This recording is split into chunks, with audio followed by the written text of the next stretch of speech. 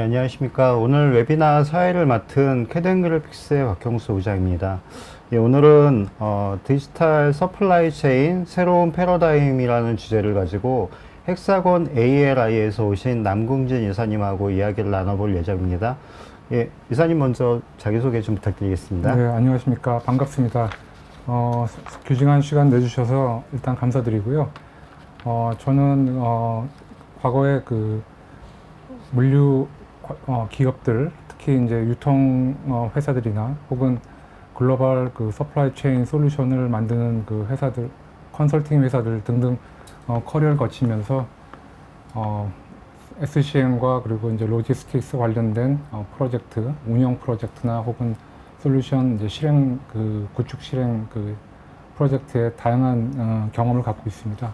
현재는 사장님께서 소개해 주신 대로 헥사곤 ALI에서 실행 솔루션 영업을 담당하고 있고요. 오늘 그 디지털 서플라이 체인이라는 그 내용에 대해서 의미 있는 그런 인사이트를 좀 드릴 수 있으면 좋겠습니다. 감사합니다. 예, 오늘 주제가 조금 생소하신 분도 계실 거고 좀 많이 알고 계신 분도 계실 텐데요. 여러 가지들 저희가 준비한 것들 말씀드리겠습니다. 그리고 댓글로 궁금하신 거 있으시면은 질문 많이 올려주시고요. 실시간으로 답변은 좀 어렵지만은 모아서 나중에 추후에 전달 드리도록 하겠습니다. 그리고 이번 웨비나 끝날 때쯤에 설문지가 올라갈 겁니다. 설문 참여도 많이 좀 부탁드리겠습니다. 그럼 저희 이번 웨비나는 첫 번째 질문을 드리고 답변을 해주시고 질문하고 답변해 주시고 이런 형태의 발표 위주로 가고요. 그 다음에 다 끝나고 나면은 댓글 올라온 것들 살펴보고 답변 드릴 수 있는 것들 챙겨서 말씀드리도록 하겠습니다. 그럼 첫 번째 질문 좀 드리겠습니다. 이번 웨비나 주제를 선정하게 된 배경은 무엇일까요? 네, 우선 사회자님도 기억하시겠지만 작년 8월에 저희가 그 헥사곤의 그 자재 트래킹 시스템인 그 조빅스라는 솔루션을 소개드리는 그런 기회가 있었습니다. 조빅스 솔루션의 그 주요 이제 기능과 그리고 사례들을 중심해서 이제 소개를 드렸는데요. 물론 이제 자재 현장에서의 트래킹과 그리고 이제 자재 그 운영을 자동화시키는 것도 상당히 중요하지만 좀 더 그 산업 건설 프로젝트를 보게 되면 전체적인 그 통합 공급망 체계를 관리하고 그 관리 체계 안에서 디지털화 시키는 그런 체계 수립이 상당히 중요합니다. 그래서 더 큰 이번 그 세미나를 위해서는 세미나 주제에서는 더 큰 범위의 디지털 공급망에 대한 그런 개념과 그리고 그 디지털 공급망이 어떤 형식으로 구축이 되고 운영돼야 되며 가져다주는 밸류가 어떤 것인지를 그 솔루션 기능 위주가 아니라 어떤 그 개념 위주로 설명을 드리고자 합니다. 그래서 이런 주제를 정하게 됐습니다. 이번 그 웨비나 주제가 디지털 서플라이 체인 새로운 패러다임인데요.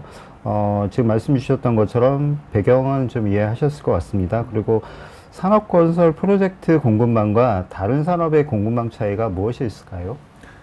네, 다른 산업 같은 경우에는 특히 이제 유통이나 뭐 제조 같은 경우를 보시면, 수요 예측과 수요에 대한 어떤 시그널을 보고, 거기에 맞춰서, 체계적으로 그리고 연속적으로, 생산, 계획이나 혹은 공급 계획이나 혹은 유통 계획에 대한 그런 플랜이 짜여지게 됐는데요. 상당히 유기적으로 이제 수요 계획과 공급 계획이 연결이 되어 있고, 그리고 또한 중요한 포인트는 주기적으로 이제 실행되었던 그런 계획들이 다시 모니터링을 하고 앞으로의 실행에 대한 포캐스트를 반영하는 그런 피드백 룹이 잘 형성되어 있습니다. 그래서 이제 저희가 다른 산업 같은 경우에는 S&OP라고 해서 이런 프랙틱 체계가 잘 구성돼서 실제로 이제 잘 따라하고 거기에 맞춰서 수요와 공급에 대한 밸런싱을 성공적으로 운영하는 회사들이 많습니다.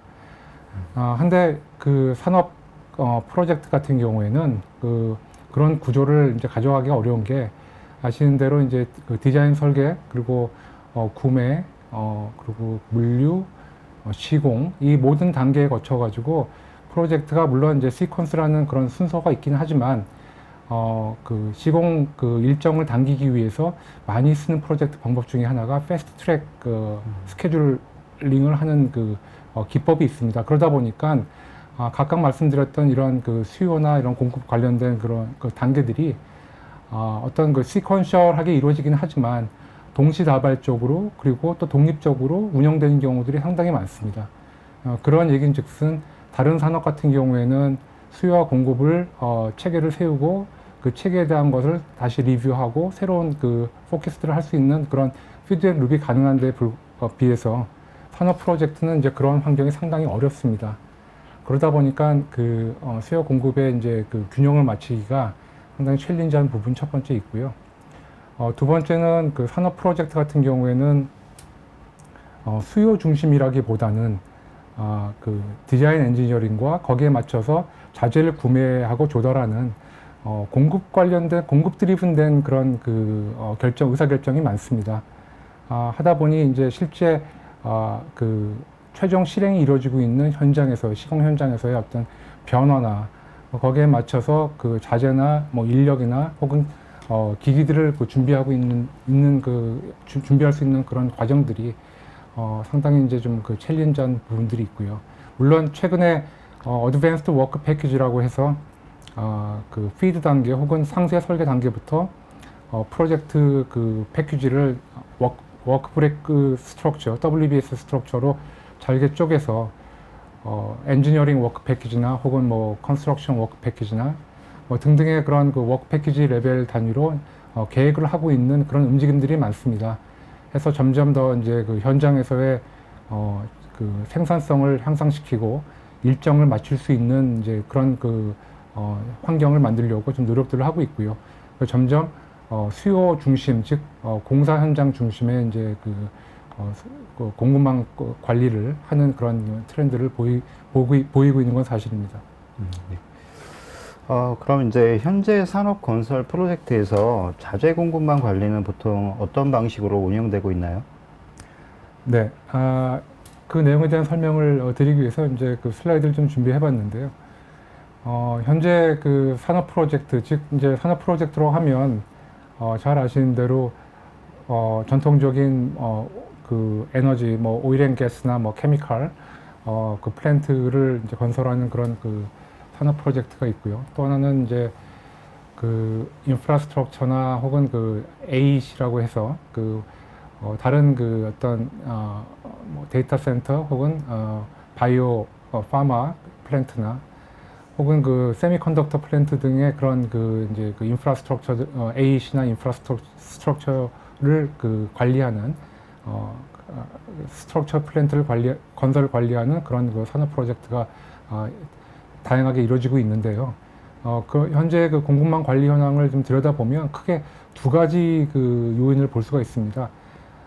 저는 이제 이게 그 도전적인 요인이라고 생각을 하고 있는데요. 첫 번째는 그 내부적인 요인을 볼 수 있는데, 내부적인 도전적인 요인은 많은 그 프로세스나 저 운영 방법들이 그 엑셀이나 이메일 혹은 전화나 이런 혹은 이제 뭐 파일 기반의 그 커뮤니케이션 그런 수작업에 이제 기반하는 경우들이 많습니다. 그러다 보니까 이제 그 에러나 제작업이 이제 많이 그 발생하게 되고요. 그리고 또 한 가지는 그 다양한 프로젝트를 회사들이 이제 하다 보니까 그 프로젝트별로 만들어지는 시스템들이 이제 그 많이 그 계획 없이 그 만들어지고 또 이제 관리되고 하다 보니까 비효율이 상당히 많습니다. 그런 첫 번째 그 내부 요인이 하나 있고요. 사일로 조직 현상이 좀 뚜렷하게 좀 그 나타나는 그런 그 특성이 있는데요. 말씀드린 대로 이제 그 디자인 설계부터 해서 최종 이제 그 자재 관리 그리고 그 공사 운영 관리까지 가다 보면 각각의 이제 그런 그 유기적으로 연결돼서 각각 프로세스별로 각각 그 부서 간에 그런 그 데이터들이 연계돼 가지고 이제 의사결정이 이루어지고 그리고 그 실행이 돼야 됨에도 불구하고 이런 사일로 현상으로 인해서 그런 유기적으로 잘 이루어지지 않는 그런 그 현상들을 많이 볼 수가 있습니다. 그래서 결국은 이제 데이터 사일로라는 이제 그런 그 현상을 그 결과를 낳게 되고요. 세 번째는 그 구매 조달 중심의 이제 그 공급망 그 관리 개념이 많습니다. 오늘 말씀드리고자 하는 주제도 통합적인 관점에서의 공급망 관리가 중요하다고 말씀을 드리고자 하는데, 아무래도 이제 그 산업 건설 프로젝트는 조달과 구매가 상당한 그 중요한 역할을 차지하다 보니까, 일단은 그 공급망 관리라고 하면은 대부분 인식이 이제 그 조달 구매, 그리고 그 이하 이제 그 부서 안에 자재 관리나 이제 물류 관리 혹은 뭐 검사 이런 형태로 이제 그 조직 운영이 되고, 그런 방향으로 이제 그 업무가 이루어지고 의사결정이 되는 경우들이 많습니다. 하지만은 그 통합적인 관점이라 하면 디자인 설계 단계부터 해서 시공에 실제 그 필요한 그 공사 스케줄이나, 그리고 이제 그 거기에 나와 있는 어떤 그 전략에 맞춰 가지고 공급망 관리가 되는 것이 중요함에도 불구하고, 이제 그런 부분들이 그 구매 조달 중심으로 이루어지다 보니까 한계가 있는 거고요.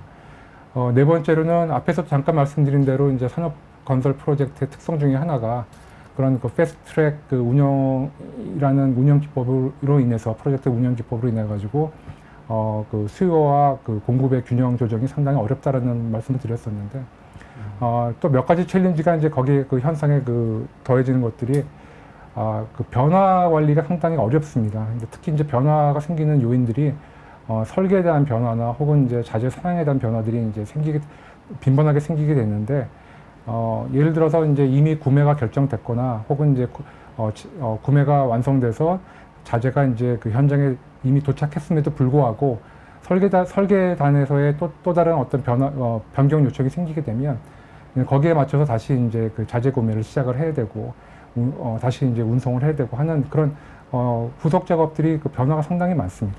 그러다 보니 이제 거기에 맞춘 그런 그 챌린지를 해결하기 위한 그 공급과 수요 그 균형이 상당히 이제 어려운 부분이 있고요. 마지막으로는 이제 다양한 프로젝트들이 또 그 프로젝트들마다 특성이 있다 보니까 회사 내부에서의 어떤 그 연속적인 그 개선을 그 유지하기가 상당히 어렵습니다. 무슨 말씀이냐면, 어떤 그 레슨 런을 통해 가지고 다른 프로젝트나 전사적으로 그 개선의 요인을 적용시킬 수 있는 그런 어떤 연속적으로 그 드라이브가 좀 일어나야 되고, 그거를 그 팔로우업 할 수 있는 그런 그 환경이 돼야 되는데, 이제 그렇지 못하다는 거죠. 특히 이제 어떤 특정 프로젝트에 그 투입됐던 인력들이 새로운 프로젝트가 시작되게 되면 이제 그 새로운 프로젝트로 다시 그 투입이 되고 하다 보니, 실제 그런 그 다양한 경험과 지식을 갖고 있거나 혹은 다양한 그 데이터나 이런 그 모든 그 난리지들이 어떤 영속성을 갖기가 상당히 어려운 그런 챌린지가 있습니다. 내부 요인을 좀 말씀드렸고요. 외부적인 요인을 말씀드리자면, 물론 다른 산업도 그렇지만은 특히 이제 그 산업 프로젝트는 다양한 서브 컨트랙터와 서플라이어와 그리고 그 이하단의 티어 2, 티어 3, 티어 4까지의 이제 그 서플라이어들이 구성되어 있습니다. 지리적으로도 많이 떨어져 있지만, 더더욱이 이제 그 티어 단계가 하위 순위로 넘어갈수록 영세한 기업들이 많습니다. 영세한 기업들이 요즘 그 어드밴스드한 그 테크놀로지를 적용하고 데이터 기반의 어떤 운영을 하고 하는 부분들에 있어 가지고 좀 어려움들을 많이 겪고 있습니다. 하다 보니까 통합 공급망 관리 측면에서 중요한 역할을 차지하고 있는 서플라이어나 서브 컨트랙터들, 뭐 티어 2, 티어 3, 티어 4까지도 같이 참여가 돼야 됨에도 불구하고 이런 디지털 공급망 체계 안에 들어오기가 상당히 어려운 그런 복잡함과 그 챌린지가 이제 있는 그런 구조입니다. 또 한 가지는 이제 그 공기 그 축소를 위해서 모듈화 그 프로젝트 전략이 이제 많이 쓰여지고 있는데, 모듈화 프로젝트를 하게 되면 또 한 가지 큰 챌린지는 모듈샵 운영과 이제 모듈샵에서 생산되는 그런 자재들을 그 운영하고 그리고 이제 그 운송하고 하는, 그리고 스케줄을 짜고 하는 데 있어 가지고 그 복잡성이 좀 증가가 되고요. 그리고 최근에 이제 잘 아시는 대로 그 우크라이나, 러시아 같은 이제 그런 그 지오폴리티컬한 리스크도 있고, 그리고 이제 국제 그 국가 간의 그 어떤 무역 그 보복 그 관세 같은 부분으로 인해서 그 자재나 이런 그 어떤 공급망이 있어가지고 큰 그 이슈가 생기게 되고요. 기후 변화도 역시 큰 챌린지 중에 하나고, 마지막으로는 이제 뭐 우리나라뿐만 아니라 전 세계가 겪는 어떤 노동 생산 그 인력 구조의 그 부분의 문제인데, 노령화로 인해 가지고 이제 젊은 인력들이 계속 유입이 됨에도 불구하고 그동안 오랫동안 이제 현장에 계셨던 분들이 계속 그 일을 담당하고 계시고, 그리고 이제 그 채워지는 그 어떤 젊은 인력들이 시간이 걸리고 하는 그런 이제 노동자적인 그 구조에서 이제 문제가 있습니다. 그러다 보니까 이런 공급망 관리를 원활하게 관리하는 데 있어 가지고 그 이슈가 있는 현상입니다. 예.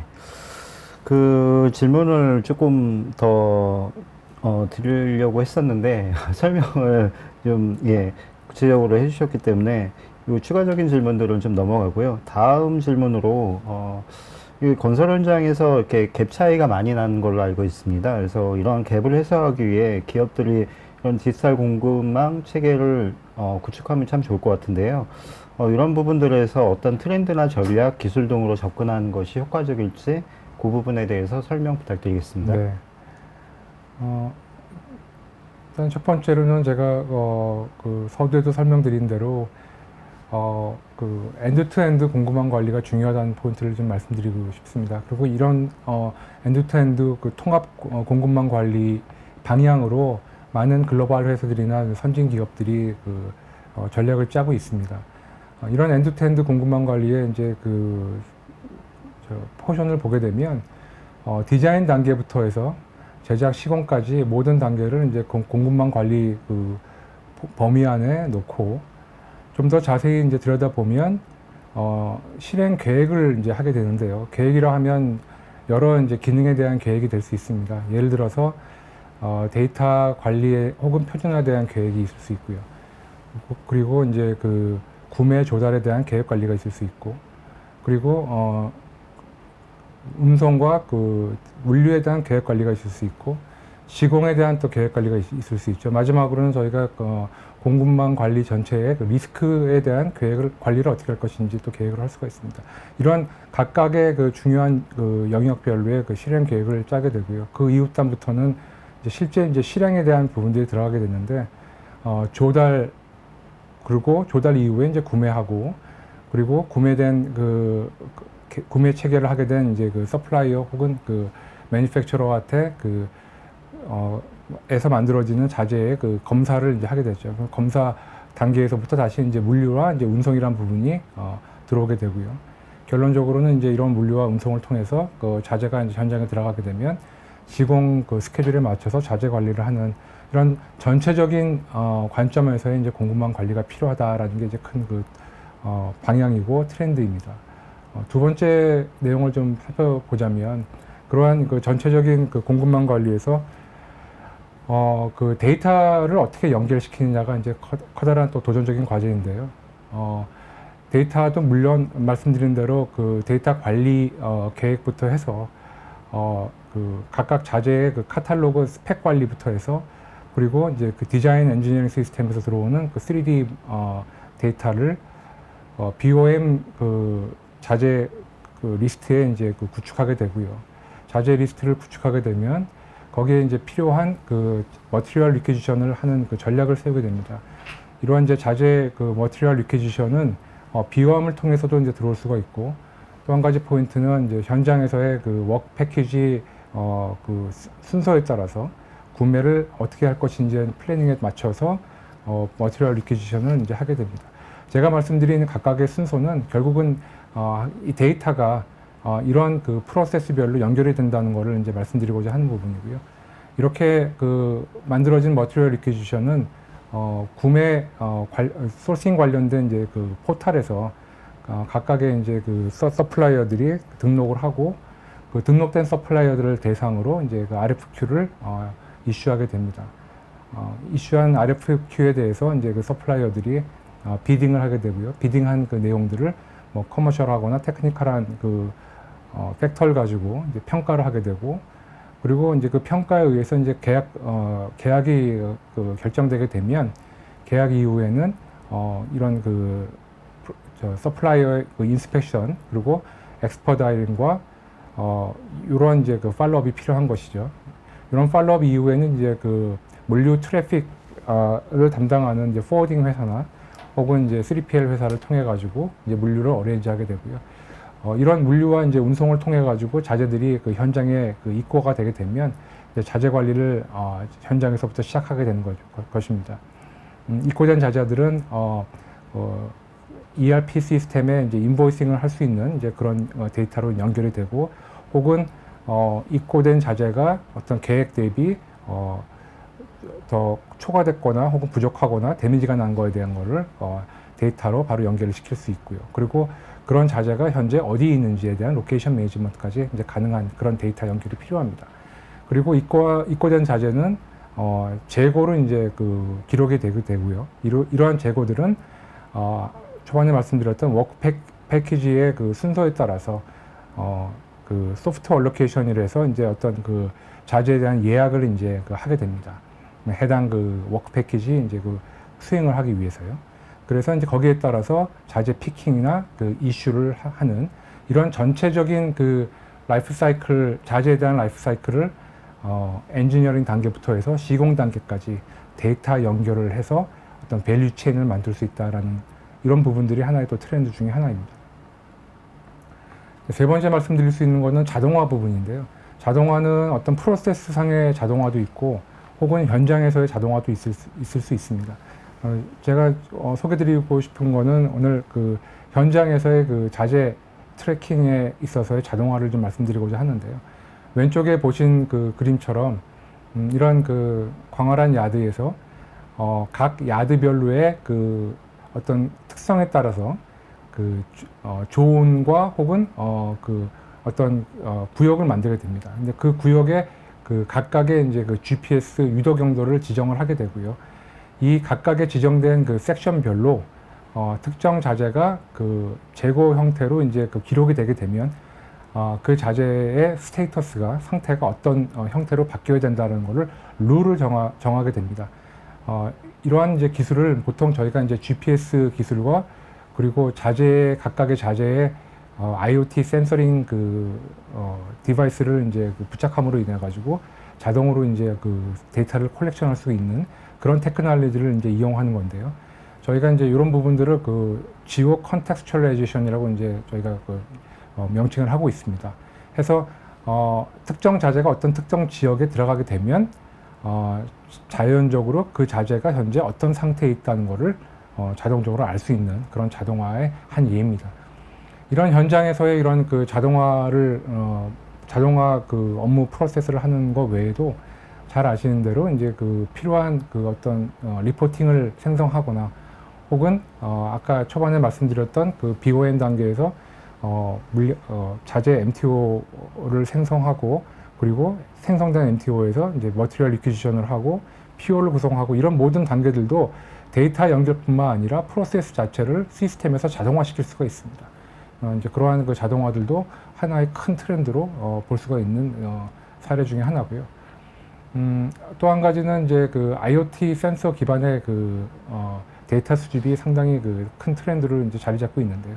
뭐 예전에는 RFI 태그나 뭐 이제 이런 그 센서 그 기술들이 상당히 이제 신기술로 저희가 그 인식을 해왔지만 이제는 뭐 RFI 태그뿐만 아니라 다양한 그 센서링 기술들이 있고 그리고 커넥티비티에 관련된 기술도 많이 발전됐기 때문에 이런 그 데이터 수집에 대한 부분들은 신뢰성 부분이나 정확성 부분이나 그리고 편리성 부분에서 상당한 많은 그 기술적 발전을 이뤄왔습니다.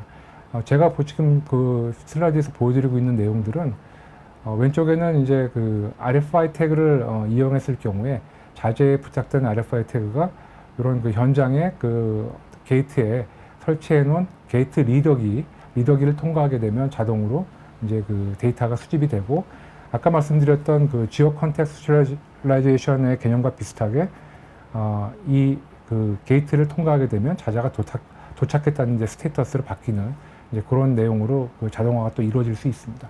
나머지 그림들은 뭐 드론이나 혹은 차량이나 혹은 이제 이런 그 로봇에 이제 부착해서 그런 그 자재의 그 위치나 상태를 스캐닝할 수 있는 이제 그런 그 IoT 기술들입니다.를 보여드리는 그 내용들입니다. 네 번째로 말씀드릴 수 있는 거는 AI 기반의 그 예측 기법인데요. 몇 가지 이제 사례를 좀 소개해 드리자면, 뭐 글로벌 그 EPC 회사에서 이제 그 오일 앤 가스 프로젝트를 수행하는 데 있어서 다양한 자재들, 그리고 특히 이제 그 주요 자재들이 그 현장에 어떻게 이제 그 현장에 그 운송되는 데까지 어떻게 계획되고, 그리고 언제 들어올 것인지에 대한 예측을 할 수가 있는지에 대한 부분들을 AI 기반으로 이제 그 할 수 있도록 그 시스템을 만들어 놓은 예입니다. 즉 이제 머신러닝이나 혹은 그 딥러닝 같은 그런 이제 그 예측 모델을 구성해서 말씀드린 대로 어떤 그 배송 그 딜리버리나 이런 부분들이 이제 혹시 지연되거나 한 것들을 미리 이제 예측할 수 있도록 그런 그 계획 수립에 도움이 되는 AI 기반 기술이 예고요.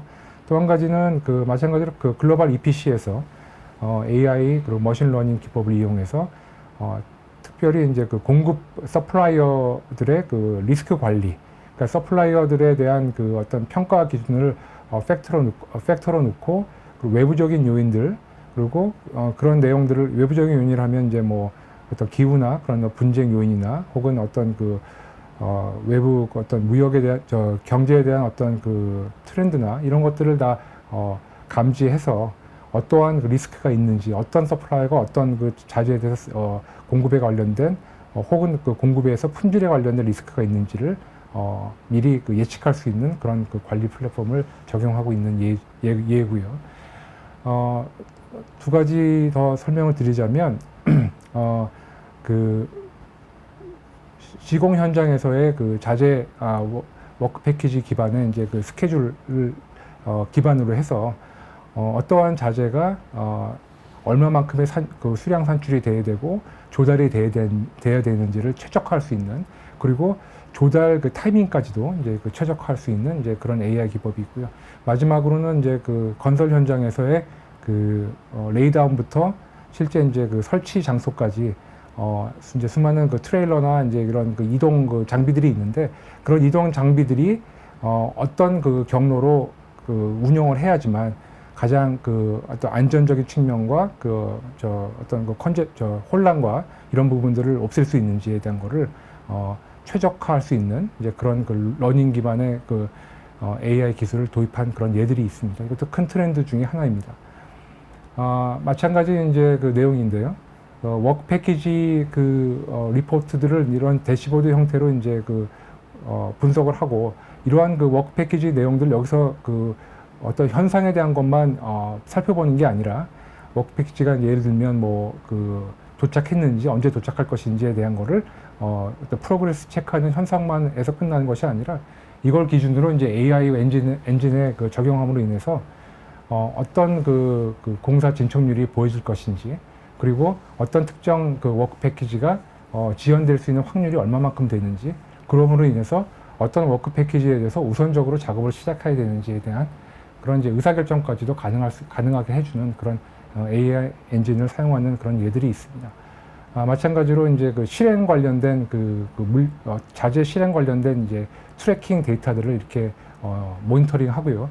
예를 들면 예정된 그 도착 날짜, 특정 자재에 대해서, 그리고 실제 도착한 날짜, 그리고 도착된 자재들이 그 입고되고 나서 이제 뭐 그 이슈되는 그 과정에 걸치는 날짜들이 얼마만큼 기록을 했는지를 그 분석하고, 그리고 그 외부의 이제 요인들을 같이 그 팩터로 놓고 이제 그 어떤 그 결과를 얻을 수 있냐면, AI 엔진을 통해서 그렇다 그러면은 그 어떤 그 현장에서의 큰 제약 조건 중에 하나인 자재 그 핸들링 할 수 있는 그 야드에 대한 캐퍼시티가 언제 어느 자재로 인해서 오버플로가 될 것인지, 그러니까 공간이 모자랄 것인지, 어느 정도의 공간을 필요로 할 것인지에 대한 걸 예측할 수 있도록 하는 그런 AI 기법까지도 최근에는 큰 트렌드로 자리 잡고 있습니다. 마지막 그 트렌드 중에 하나 제가 소개해 드릴 수 있는 거는 잘 아시는 이제 디지털 트윈인데요. 왼쪽 그림은 이제 그 물리적인 그 설비와, 그리고 이제 그 해당되는 그 이 설비의 그 자재들의 그 스케줄과 그리고 이제 그 필요한 그 비용들에 대한 그 데이터들을 이제 가상 세계의 그 어떤 그 모델로 만들어서 디지털 모델로 만들어서 현장의 어떤 그 프로젝트 그 상황을 그대로 이제 재현하는 거죠. 그래서 이 디지털 요 상황 가상의 상황 하에서 이러한 그 시설 그 시공에 있어 가지고 스케줄이 어떤 형태로 이제 흘러갈 것인지에 대한 거를 시뮬레이션 할 수 있는 이제 그런 기법이 많이 적용되고 있습니다. 오른쪽 그림도 이제 비슷한 개념인데요. 이제 특별하게 그 스프리나 이제 스틸 관련돼서 이제 피저빌리티에 대한 비주얼라이제이션을 이제 보여주는 그런 그 툴이고요.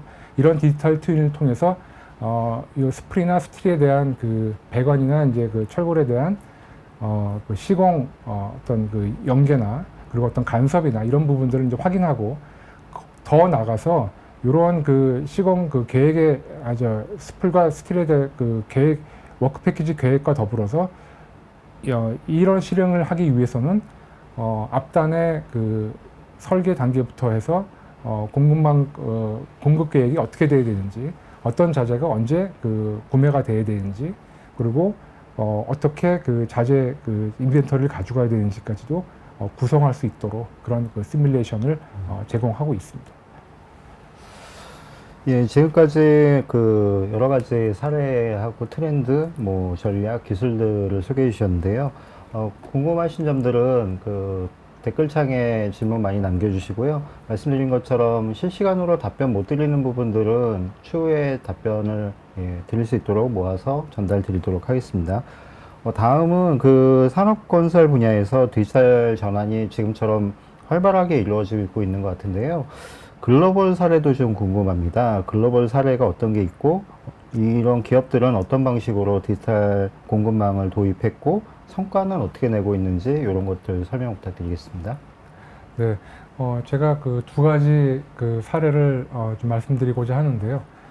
첫 번째는 이런 그 통합 공급망 디지털 관리를 엔드-투-엔드 관점에서 그 기업 엔터프라이즈 레벨에서 이제 그 혁신을 한 그런 사례입니다. 이 회사는 유럽 이태리의 그 리딩 EPC 회사 중에 하나고요. 말씀드린 대로 이제 그 피드 단계에서부터 마지막 그 시공 그리고 시운전 단계까지의 공급망 관리에 대한 특히 자재 관리를 어떻게 엔드-투-엔드 관리를 할 것인지에 대한 디지털 그 혁신 요 전략을 세우는 단계에서부터 그 장기 계획을 이제 세운 그런 그 사례인데 목표는 이제 이런 로드맵을 만든 거는 제가 기억하기로는 이제 2022년도 3년 전이었고요.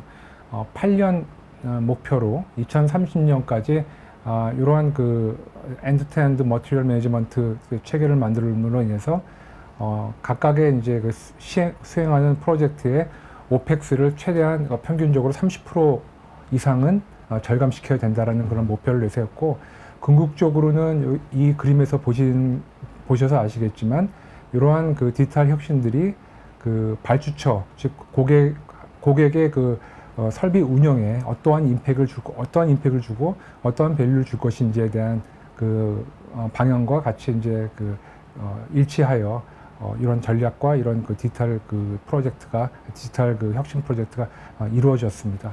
크게 이제 세 가지 그 전략적인 그 필러가 있었는데요.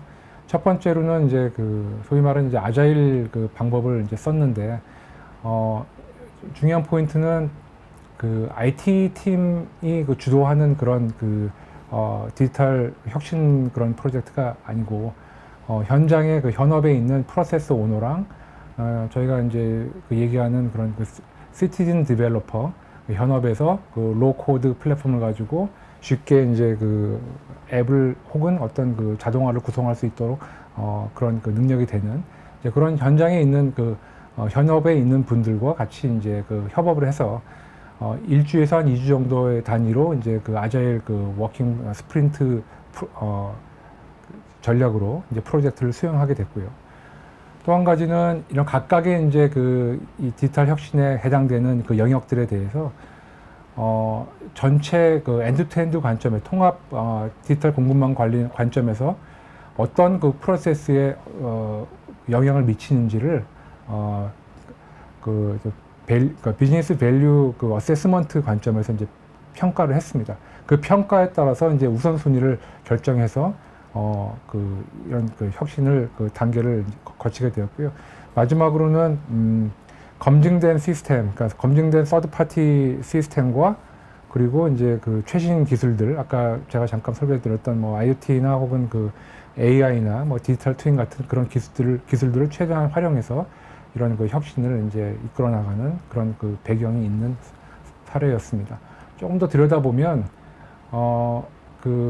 저희가 이제 이런 사례를 소개해 드릴 수 있었던 이제 그 배경은 결론적으로는 제가 아까 말씀드렸던 그 세 번째, 그 최신의 그 가장 적합한 그 최적의 솔루션, 서드 파티 솔루션인 저희 그 헥사곤의 스마트 머티리얼이라는 그 전체 그 통합 디지털 공급망을 그 운영할 수 있고 다양한 이제 그 서플라이어나 그 공급사들이 참여해서 협업할 수 있는 그런 플랫폼을 제공하는 그런 그 스마트 머티리얼 솔루션과 스마트 머티리얼 시스템과 그리고 그 제가 그 8월 달에 그 소개드렸던 이제 조빅스 현장의 그 자재 트래킹하고 그리고 이제 자동화 현장에서 할 수 있는 이제 그런 그 솔루션 조빅스 솔루션을 통합해서 서플라이 체인 이제 공급망에 대한 그 디지털 그 솔루션을 이제 만들게 되었고요.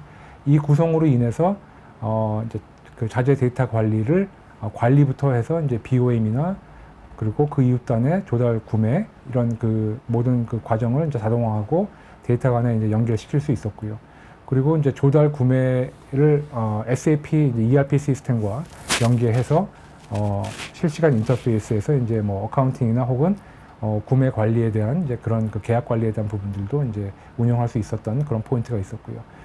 또 한 가지 특이한 점은 이제 그 저희 그 스마트 머티리얼 그 시스템을 보면 그 여러 이제 그 공급사들의 그 비딩 그 내용들을 이제 분석하고 그리고 과거 히스토리컬 데이터를 분석하고 그리고 현재 이제 트렌드를 분석해서 이제 그런 분석에 따라서 그 인텔리전트하게 이제 그 의사결정을 할 수 있는 서플라이어를 그 소싱 단계에서 이제 그 인텔리전트하게 그 선택할 수 있는 이제 그런 기능이 있습니다. 그래서 이제 그 기능을 최대한 그 적용해서 이제 그 프라이싱에 대한 분석을 하고 의사결정을 했던 그런 이제 내용이 들어 있고요.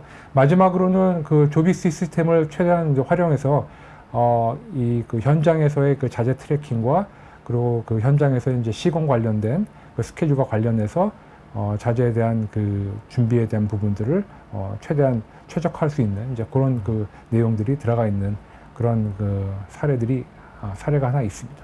또 한 가지 사례를 좀 간단히 소개시켜 드리자면,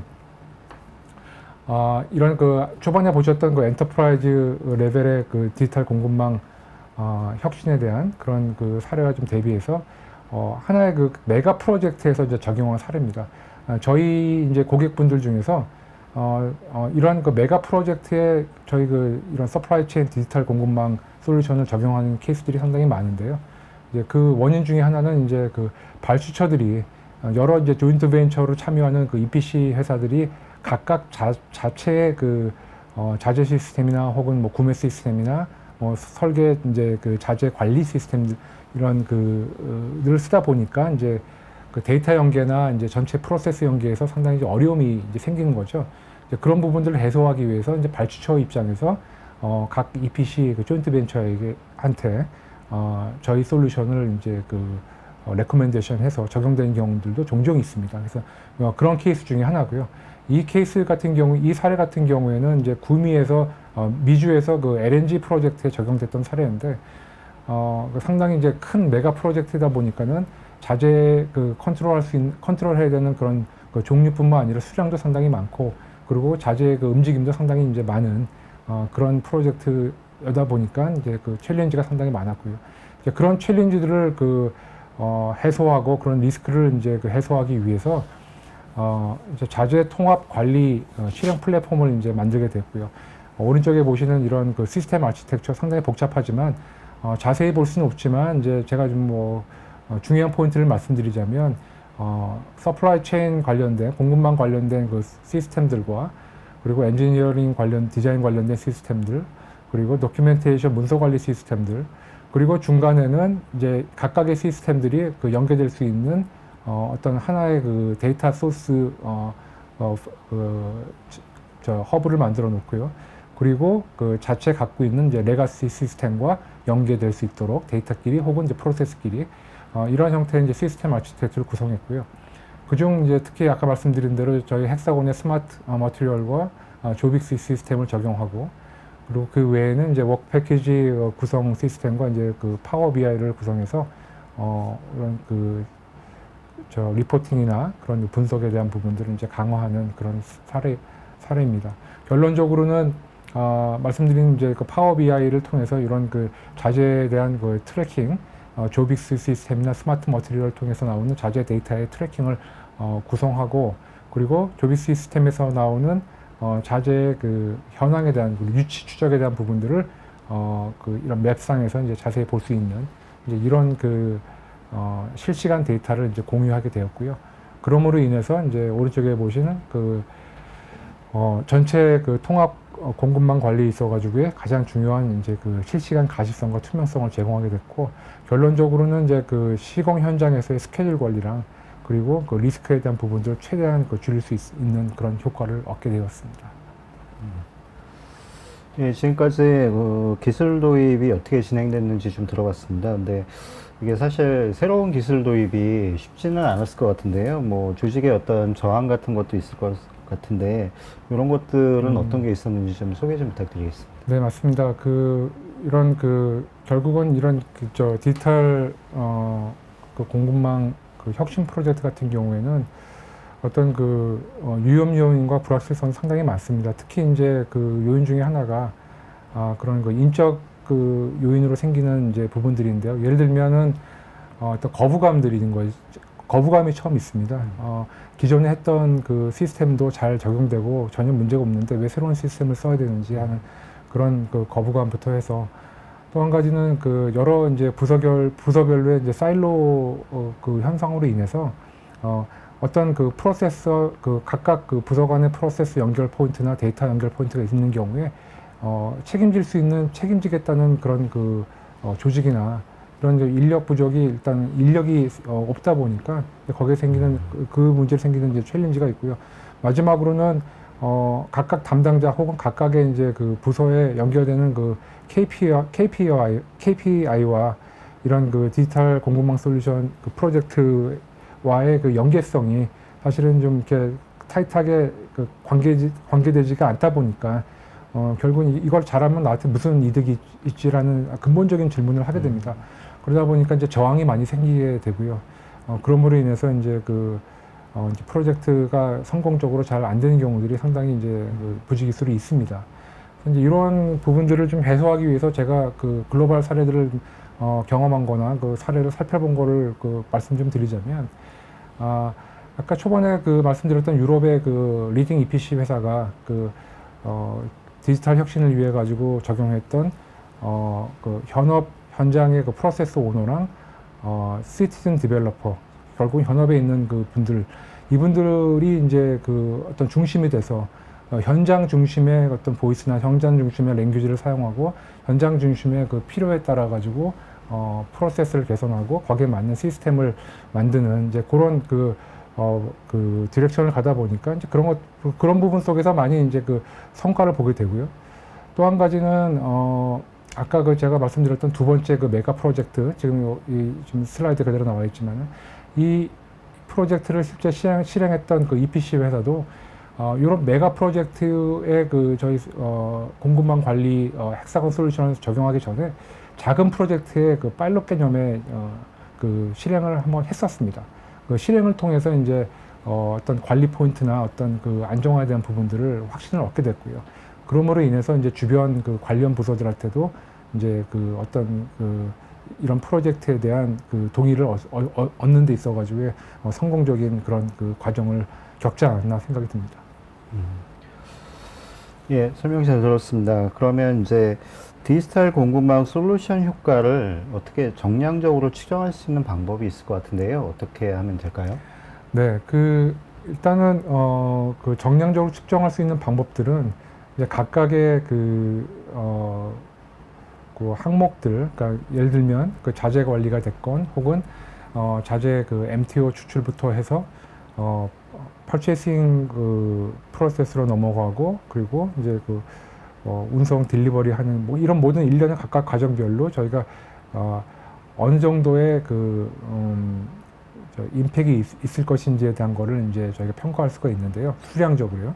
이제 그런 수량적인 평가는 크게 이제 세 가지를 볼 수가 있는데, 어떤 그 효율성을 얻음으로 인해 생기는 그런 생산성 증가에 대한 평가가 하나 있고, 저희가 보통 이제 그런 부분들은 이제 그 하드 세이빙이라고 이제 보통 표현을 하고요. 나머지 이제 두 가지 카테고리는 어떤 회피, 그러니까 어보이던스라고 얘기하는데, 코스트 어보이던스라는 측면에서 예를 들면 이제 그 자재에 대한 이런 준비가 잘 됨으로 인해서 시공 현장에서의 그 작업자들이 웨이팅 시간이나 그리고 이제 그 생산성 부분들이 많이 늘어남으로 인해서 혹은 이제 자재 손실이나 자재 잉여에 대한 부분들이 이제 줄어들므로 인해서 생기는 그런 세이빙들, 이런 부분은 저희가 이제 코스트 어보이던스라고 얘기하고요. 마지막으로는 이제 리스크 어보이던스라고 이제 저희가 그 영역을 관리하는 그런 평가 기준이 있는데, 이 부분들은 이제 그 스케줄이나 혹은 이제 그런 리스크 팩터에 대한 것들을 어떻게 관리하느냐에 따라서 생기는 이제 세이빙들, 이제 그런 부분들을 따로 이제 구분해서 저희가 ROI를 평가하고 있습니다. 예, 지금 여러 가지 설명을 해주셨는데요. 오늘 투자 대비 밸류 측정 워크 프레임워크, 이런 거는 뭐 어떤 구조로 좀 되어 있는지 조금 설명 좀 부탁드리겠습니다. 네.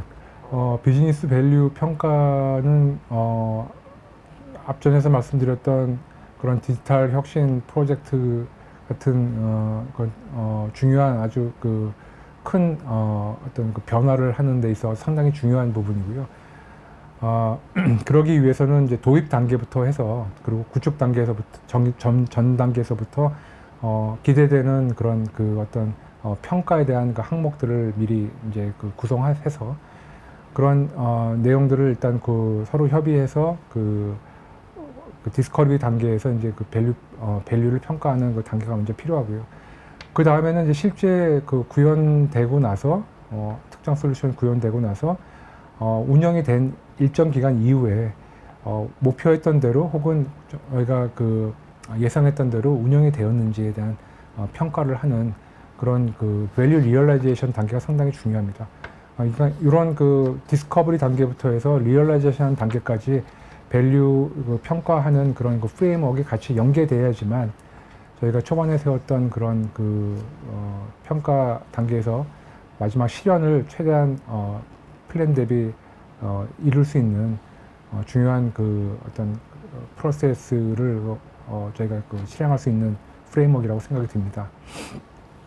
이제 이런 프레임워크 하에서 이제 실제 밸류 평가를 하는 예를 좀 설명을 드리자면요. 디지털 공급망 관리 솔루션에 대한 이제 밸류 평가를 한 예인데요. ROI 평가에서의 각각 단계별로 프로세스별로의 이제 항목에 대해서 현재 상황에 대한 그런 데이터를 이제 인풋을 해야 됩니다. 각각의 이제 내용을 제가 예시로 좀 들자면, 평균적으로 이제 벌크 자재 품목을 위해서 들어가는 비용이 얼마인지, 그리고 뭐 엔지니어링 자재 품목 비용은 얼마인지, 그리고 이제 각각 이제 운영에 대해서 이제 운영을 하기 위해서 들어가는 투입되는 시간은 어떻게 되는지, 이런 각각의 이제 항목들에 대한 거를 현재 상황에 맞춰서 이제 데이터를 인풋을 하게 되고요. 이런 데이터를 가지고 만약에 이제 새로운 솔루션을 적용하게 되면, 디지털 공급망 관리 솔루션을 적용하게 되면 어떤 효과가 있는지에 대한 거를 이제 측정하게 됩니다. 상당히 좀 어려운 부분인데요. 객관적으로 사실은 측정하기 어려운 부분 중에 하나고요. 그러다 보니 이제 일반적으로 이제 저희 헥사곤과 같은 다양한 고객들을 서비스 해왔던 그런 히스토리컬 데이터를 기준으로, 혹은 CII 같은 그런 뭐 글로벌 연구 기관의 그런 베스트 프랙티스에 대한 그 리서치 결과를 가지고 어떤 그 벤치마킹 할 수 있는 이제 그런 그 데이터를 적용해서 효과가 어느 정도 될 것인지를 이제 그 검증하는 그런 단계를 거쳐야 됩니다. 그래서 결론적으로는 이제 그 현재의 그 각각 그 인풋 현상에 대해서 어떤 효과가 있는지를 이제 그 계산하게 되고요. 그런 그 계산된 포인트들이 어떤 그 기대 효과를 주는지에 대한 거를 이제 정량적으로 혹은 이제 파이낸셜적으로 이제 그 아웃풋을 만들게 됩니다.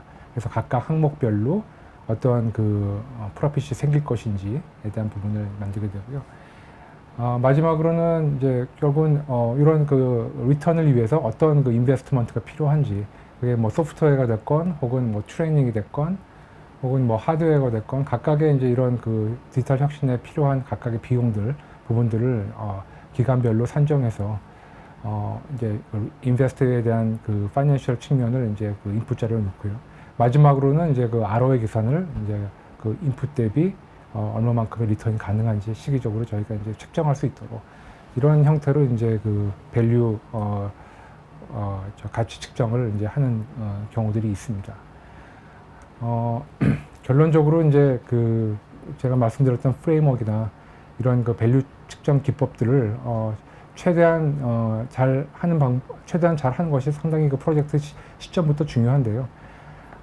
저희 그 헥사곤에서는 이런 그 밸류 어세스먼트를 용이하게 할 수 있는, 그리고 체계적으로 할 수 있고, 그리고 아까 말씀드렸던 대로 그 다양한 데이터들과 그런 그 프로젝트 경험들을 배경으로 해서 측정하는 데 있어 가지고 각각 항목들을 측정하는 데 있어서 중요한 인사이트를 제공하는 이제 그런 프레임워크와, 그리고 이것들을 계산할 수 있는 그 플랫폼을 제공하고 있습니다. 그래서 저희가 이 제공하고 있는 밸류 어세스먼트 플랫폼은 실제로 이제 저희 그 잠재 고객들이 어떤 저희 그 디지털 공급망 솔루션에 대해서 고려를 하실 때 그 단계에서부터 저희가 타겟을 해야 될 부분이 어떤 부분이고 어떤 형태로 저희가 그 밸류를 드릴 수 있는지에 대한 거를 첫 번째 단계 디스커버리 단계에서부터 저희가 이제 그 제시를 해드리고 있습니다.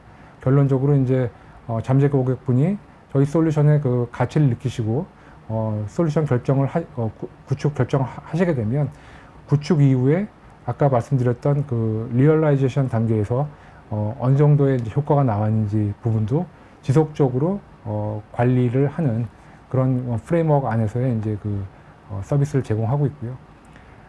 좀 더 이제 몇 가지 그 딜리버러블을 말씀드리자면 이런 그 밸류 어세스먼트를 위한 또 계획과 그런 필요한 그 내용들, 인풋 데이터나 그리고 아까 말씀드렸던 효과에 대한 부분들을 측정하고, 이런 부분들을 어떤 리포트 형태로 뭐 파이낸셜 그 리포트나 어널리시스나, 그리고 추가적으로 타겟했던 그 밸류를 위해서 어떤 로드맵으로 가야 되는 것인지 라는 부분들까지도 제시하는 그런 이제 그 리포트 형태로 최종적으로 이제 제안 드리는 이제 이런 저희가 그 서비스를 제공하고 있습니다. 예, 지금까지 여러 가지 설명을 잘 해주셨는데요. 질문이 많이 올라와 있을 것 같은데 좀 찾아보도록 하겠습니다. 네, 역시나 많은 질문들을 좀 주셨는데요. 저희가 요 질문들을 다 답변을 드리진 못하겠지만은 추후에 답변을 메일로나 뭐 이렇게 드릴 수 있도록 좀 준비를 해보겠습니다. 그리고 설문이 나가고 있을 겁니다. 설문 많이들 참여 좀 부탁드리겠고요. 저희가 질문 주신 것들 중에 많이 주셨는데요.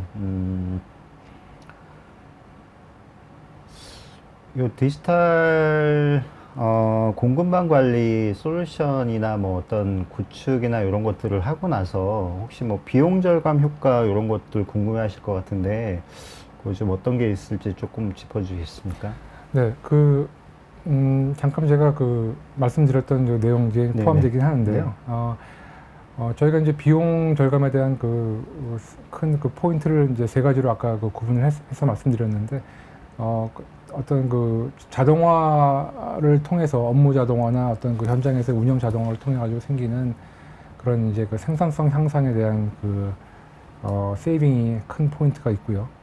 말씀드리자면 이제 어떤 그 자재를 현장에서 찾는 데 있어 가지고 수작업 기반이나 혹은 뭐 엑셀 기반으로 작업하는 것과 IoT 기술과 AI 기술을 사용해서 데이터 자재의 현재 위치나 상태를 자동으로 수집하고 그 수집된 그 상태에 따라서 넥스트 액션이 어떤 것이 필요한지라는 거를 자동으로 프로세스화되는 부분들이 생기다 보니까 수작업 혹은 에러가 생기는 부분들이 많이 해소가 됩니다. 그래서 거기서 생기는 실제 정량적인 그 생산성에 대한 부분들이 저희가 이제 그 현실적으로 그 증명해서 보여드리는 부분들이 있고요. 그 이후 단에는 이제 그 코스트 어보이던스 측면에서 이제 그 자재 준비가 됨으로 인해서 현장 작업자들이 자재 대기에 대한 그 시간을 줄임으로 인해서 생산성이 향상되고 혹은 자재에 대한 그 잉여 자재나 혹은 재제작되는 그 자재들에 대한 부분들이 줄므로 인해서 생기는 또 그 비용 부분들 이런 것들은 이제 그 정량적으로 저희가 분석해서 제공을 해드리고 있습니다. 아, 예. 질문 올라주신 것들 중에 이런 질문 주신 부분이 있는데요. 솔루션 도입이 제한되는 조건이나 환경이 있을까요? 정확히 어떤 의도로 말씀하신 이게 아마 좀 네. 디지털 환경으로 전환하는 그 과정에서 뭐 제약 조건이나 이런 거 좀 질문 주신 것 같은데요. 네. 글쎄요. 그 요즘은 잘 아시는 대로 이제 뭐 컴퓨터 그 프로세싱 기술이나 그리고 보안, 시큐리티나 뭐 세이프티 관련된 기술이나 이런 그런 그 뭐 가버넌스에 대한 그런 구조나 이런 것들이 이미 많이 발전돼 있고 특히 이제 헥사곤은 뭐 글로벌 리딩 회사로서 그런 그 현대화된 그런 그 보안이나 관련된 컴플라이언스에 관련된 부분들은 상당히 잘 그 구조가 돼 있습니다. 예. 특별히 이제 이런 그 환경이 제약되는 경우는 없고 혹시라도 이제 뭐 그 IoT 기술에 적용할 경우에 뭐 RFID 그 기술을 쓰게 될 경우에는 또 어떤 특정 밴드가 있습니다. 그 주파수 그 밴드가 있는데 그 밴드를 안에 들지 않게 되면 저희가 쓰는 그 솔루션의 그 RFID 태그 밴드가 그 국가가 허용하는 그 밴드에 벗어나게 되면은 실제 이제 시그널을 받고 하는 데 있어가지고 약간의 그 기능성이 좀 차이는 있을 수 있습니다. 예.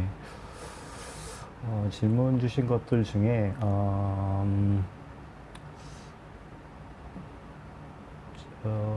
예, 뭐 아무래도 이제 요즘 AI 많이들 뭐 여기저기 산업 분야에 적용되고 있는데요. 이 지금 디지털 공급망 관리 쪽에도 이런 것들이 좀 아까도 설명을 주신 것 같긴 한데 네. 조금 간략하게 AI 적용 사례 조금 뭐 설명 좀 부탁드리겠습니다. 네, 저희 이제 오늘 주제에서 말씀드린 것처럼 그 디지털 공급망을 통해서 통합된 공급망에 걸쳐 통일된 데이터를 이제 관리하고 그 통일된 데이터들이 하나의 그 소스의 그 데이터 허브에 이제 저장되고 함으로 인해서 많은 데이터들이 이제 쌓이게 되는 거죠. 의미 있는 데이터들이. 이제 그런 데이터들이 그 몇 가지 사례 말씀드린 대로 이제 뭐 물류나 운송 혹은 어떤 그 플래닝 하는 데 있어 가지고의 그 AI 기법을 통한 그런 그 어떤 의사 결정을 할 수 있는 그런 그 어프로치들이 많습니다. 예를 들면은 이제 AI로 하면은 뭐 그 예전에 저희가 그 옵티마이제이션 최적화 솔루션을 위해서 알고리즘 수학적인 알고리즘을 구성해 놓고 이제 그 블랙박스 형태로 답을 구해서 이제 그걸 기준으로 플래닝을 하는 그런 사례들이 많았는데 그걸 더 뛰어넘어서 그런 통계적이나 혹은 그런 알고리즘을 더 뛰어넘어서 반복되는 그런 데이터들을 가지고 어떤 패턴을 갖고 있는지를 머신러닝이나 딥러닝 통해 가지고 이제 학습을 하게 되는 거죠. 이제 그거에 대한 학습에 대한 효과에 대한 그 인풋과 그리고 저희가 이제 그 컨트롤할 수 없는 외부 환경들에 대한 뭐 기후가 됐건 혹은 저희가 어떤 지오폴리티컬한 이슈가 됐건 이런 그 비정형된 그런 그 데이터 인포메이션까지도 포함시켜서 말씀드렸던 그런 그 운송이나 혹은 그 시공 그 계획이나 이런 부분들이 있어가지고의 그런 그 AI 팩터들을 집어넣어서 결과값을 가지고 의사결정을 하는 이제 그런 사례들이 상당히 많이 늘어나고 저는 앞으로 그 트렌드가 점점 더 중요시할 거라고 생각이 듭니다. 네. 오늘 질문도 많이 주시고 여러 가지 궁금하신 것들 많으실 텐데요. 저희가 답변 다 못 드린 것들은 말씀드린 것처럼 메일이나 이런 걸로 좀 보내드릴 수 있도록 하겠고요. 그리고 마지막으로 끝내면서 오늘 웨비나에서 뭐 여러 가지 얘기를 해주셨는데 뭐 한 가지 정도 기억하면 좋겠다고 하는 메시지 하나 정도 부탁 좀 드리겠습니다. 네. 저희가 이제 그 공급망 관리 이렇게 얘기를 하면 말씀드린 대로 이제 뭐 구매나 물류 뭐 혹은 조달 이렇게 이제 생각하시는 경우들이 많은데 실제로 이제 공급망 물류 특히 산업 프로젝트에 있어서는 지속적으로 말씀드린 대로 디자인 단계부터 해서 마지막 시공까지의 전체적인 통합 관리를 아우르는 게 공급망 관리입니다. 물론 이제 이런 공급망 관리를 통합적으로 아우르는 것이 상당히 챌린지는 많지만 이제 그러므로 인해서 가장 최종적인 목표는 시공 공사 일정을 단축시키고 비용을 이제 줄이고 그리고 리스크를 줄이고 하는 그런 목표를 달성할 수 있는 어떤 중요한 그 포인트고요. 어떤 선택이 아니라 점점 제가 보기에는 이거는 그 공급망 관리를 디지털하게 한다는 거는 중요한 이제 그 기업의 그 어떤 그 큰 무기가 돼야 된다라고 생각이 듭니다. 물론 이제 이 여정은 상당히 어렵고 아까 말씀드렸던 그런 뭐 내부적인 요인 혹은 외부적인 요인과 그리고 뭐 인적적인 요인들이 있지만은 작은 프로젝트부터 해서 바텀업 단계에서부터 시작하는 그런 어떤 성공 단계를 만들고 그걸 확대시키는 그런 과정을 거치게 되면 충분히 이룰 수 있는 그런 그 성공을 이룰 수 있는 대상이 아닌가 생각이 듭니다. 네. 예, 그럼 오늘 준비한 웨비나는 여기까지로 마치도록 하겠습니다. 오늘 디지털 서플라이 체인 새로운 패러다임을 주제로 헥사곤 ALI에서 오신 남궁재 인사님께서 발표 도와주셨고요. 예, 오늘 수고 많으셨습니다. 네, 감사합니다. 예, 그럼 이것으로 마치도록 하겠습니다. 감사합니다.